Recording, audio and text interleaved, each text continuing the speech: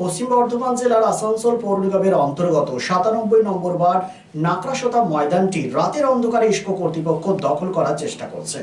অভিযোগ করেন গ্রামবাসীরা। তাদের দাবি, অন্ধকারে ছাই ফেলে দখল করার চেষ্টা করছে ইস্কো কর্তৃপক্ষ। তাদের বক্তব্য, এই ময়দান গ্রামবাসীদেরই। একই সাথে এই ময়দানে খেলাধুলার পাশাপাশি বিভিন্ন পুজো সহ সামাজিক অনুষ্ঠানও করা হয়ে থাকে। তাছাড়া ইস্কো কর্তৃপক্ষ সিএসআর ফান্ডের কোনো সুবিধা গ্রামবাসীদের দেয়নি।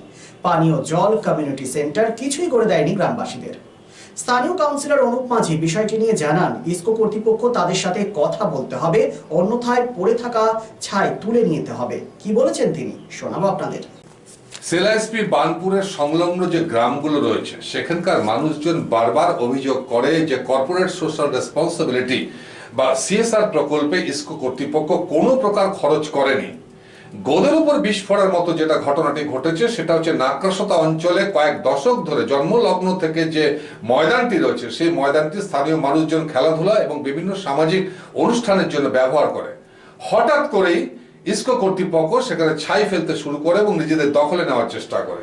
এবার স্থানীয়দের অভিযোগ, একই ইস্কো কর্তৃপক্ষ সিএসআর প্রকল্পে কোনো উন্নয়ন তো এলাকায় করেই না, যদিও একটা মাঠ রয়েছে সেটাকে দখল করার চেষ্টা করছে। মাঠটি কার সে ব্যাপারে এখনো সুনিশ্চিত নয় যে ওটা ইস্কো কোম্পানির অধীনে রয়েছে নাকি অন্য কারোর মালিকানাধীন রয়েছে। তবে এভাবে রাতের অন্ধকারে যেভাবে দখল নেওয়ার চেষ্টা করছে ইস্কো কর্তৃপক্ষ, সে ব্যাপারে কিন্তু মানুষজনের মধ্যে যথেষ্ট আতঙ্ক সৃষ্টি হচ্ছে এবং ক্ষোভ সৃষ্টি হচ্ছে। এ প্রসঙ্গে কি জানালেন অনুপ মাঝি, স্থানীয় কাউন্সিলর 97 নম্বর ওয়ার্ডের, শোনাবো আপনাদের।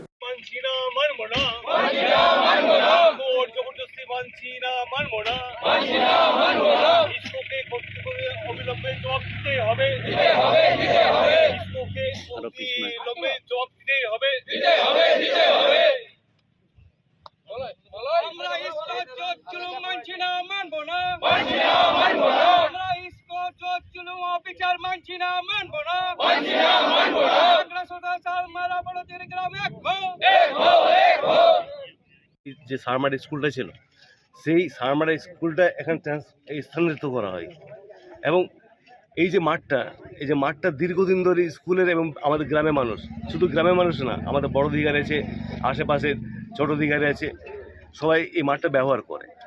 এবং ইদানিংকালে ইস্কো বলছে মাঠটা আমার, কিন্তু ওনার কাছে কোনো কাগজপত্র নেই। আমরা বারবার বাধা দিয়েছিলাম, বাধা দেওয়ার পর একটা মীমাংসা হয়েছিল যে একটা জায়গায় একটু পোর্শন ছেড়ে দিলে ওনাদের সুবিধা হবে। সেই মতো গ্রামের মানুষ বললো, ঠিক আছে, যদি তোমাদের এটা সুবিধা হয় তোমরা ওই জায়গাটা ব্যবহার করো। বাট মাঠটা আমরা খেলার স্বার্থে ছেড়ে দিচ্ছি, এটা মৌখিকভাবে একটা কথাবার্তা হয়েছিল।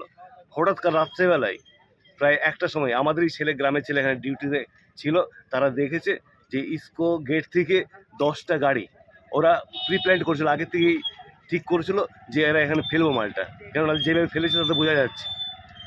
10টা গাড়ি, সাথে ইস্কো আধিকারিক ছিলেন, সাথে সিআই সাহেব ছিলেন, মাঠে ডাম্প করে চলে যায়।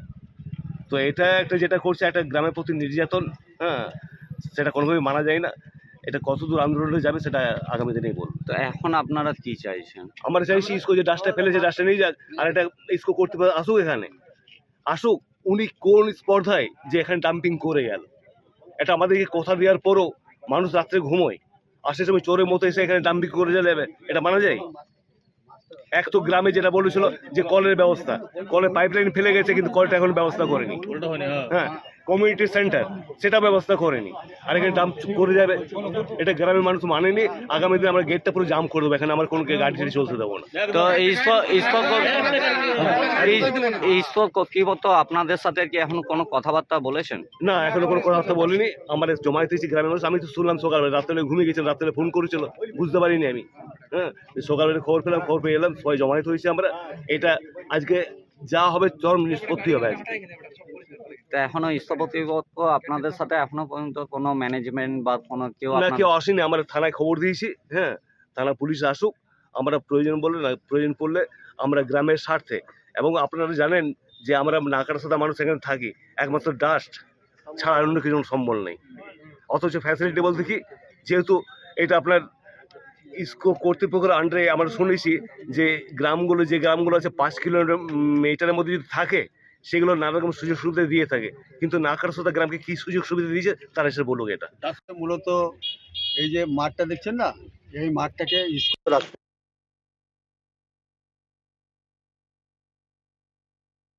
আমাদের স্কুলের জন্য আমাদের মাঠটা চেয়েছিল।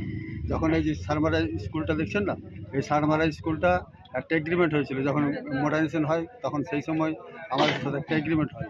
সেই এগ্রিমেন্টে ট্রাইপার্টি এগ্রিমেন্ট ছিল, কর্পোরেশন ছিল, ইসকো ছিল এবং আমাদের স্কুল কমিটি ম্যানেজমেন্ট ছিল।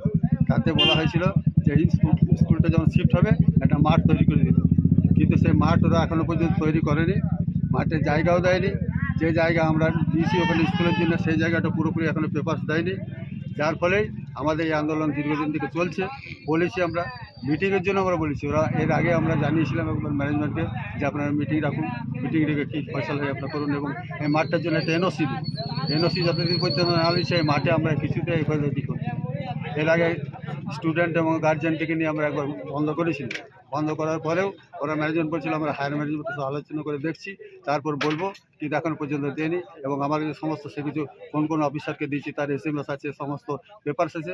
এখন আমরা স্কুল খুলে পরে আপনাকে সব ফাইল দেখিয়ে দেবো এবং ম্যানেজমেন্ট আসুক, যা ডিসিশন হয় সবার সামনে একটা ডিসিশন হোক। এবং আমরা চাই এখানে এটা এনওসি দিয়ে এই মাঠটাকে আমাদের যেন মুক্তি করে দেয়। এবং ওরা বাউন্ডারি দিয়ে ওদের যে মাঠ ছেড়ে দিয়ে ওরা বাউন্ডারি দিতে আমাদের কোনো আপত্তি নেই, কিন্তু মাঠ ওদেরকে দিতে হয়।